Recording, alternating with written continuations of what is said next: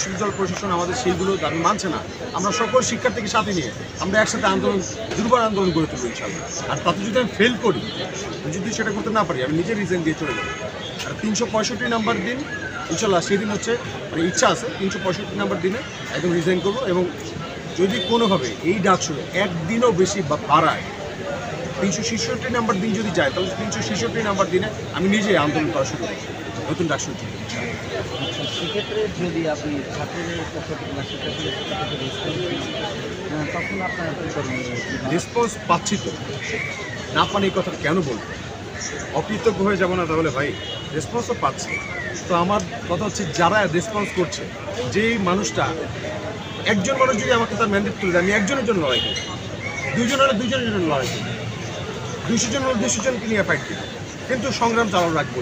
আমার কোনোভাবে পিছনে হঠাৎ কোনো সুযোগ নেই, আমার পিছনে হটবো না। আপনি চাইলেই কোনো ফাইনালে যেতে পারেন, ফাইনালে না যাওয়ার ঢাকা বিশ্ববিদ্যালয়ের প্রত্যেকটা শিক্ষার্থী এক, প্রত্যেকটা শিক্ষার্থী এখানে যারা আছেন, যাদেরকে দেখছি সবাই এক, সবার সঙ্গে আমি একা একা করতে হবে। এসেছি একা, দুনিয়াতে যাবো একা। তো কথা হচ্ছে ধরেন দলবল নিয়ে ভারী করে তারপর হচ্ছে মনে করেন শিক্ষার্থীদের সাথে যাওয়া, এটা হচ্ছে অনেকে কিন্তু বিরক্ত বোধ করে, তো পরিবেশে অনেক সময় নষ্ট হয়। তো আমরা স্বতন্ত্রতা মানে বজায় রাখছি এই জন্য যে আমরা শারীরিকভাবে একা হলে মানুষের সবাই, আমরা অধিকার আদায়ের কথা যখন বলছি আমরা কিন্তু সবার কথা বলছি, এবং আমরা যখন লড়াইটা করবো আমরা কিন্তু সবাই একসাথেই করবো।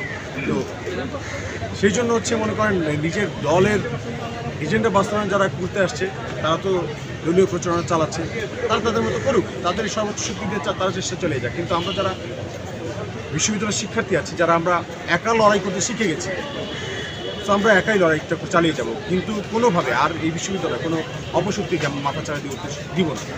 ভাই আমরা 5 মিনিট হয়ে গেছে না? আচ্ছা, দলীয় প্যানেলে যারা নির্বাচন করছে তাদের হাত দিয়ে আবার ঢাকা ভার্সিটিতে রাজনীতি ফিরে আসতে পারে কি, বা এই যে ক্যাম্পাস ভিত্তিক রাজনীতি আবার সূচনা হতে পারে?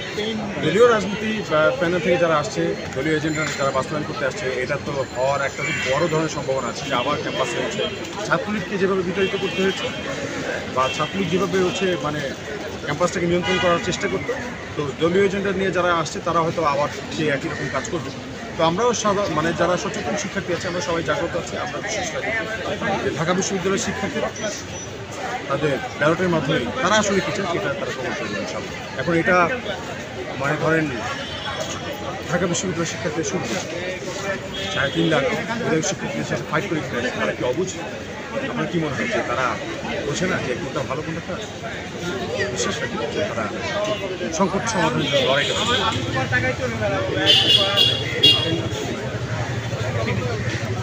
বিজনেস না ভাই, কেন? থ্যাংক ইউ ভাই, থ্যাংক ইউ সো মাচ। কাটছস আমার মোবাইলে নিছোস নাকি?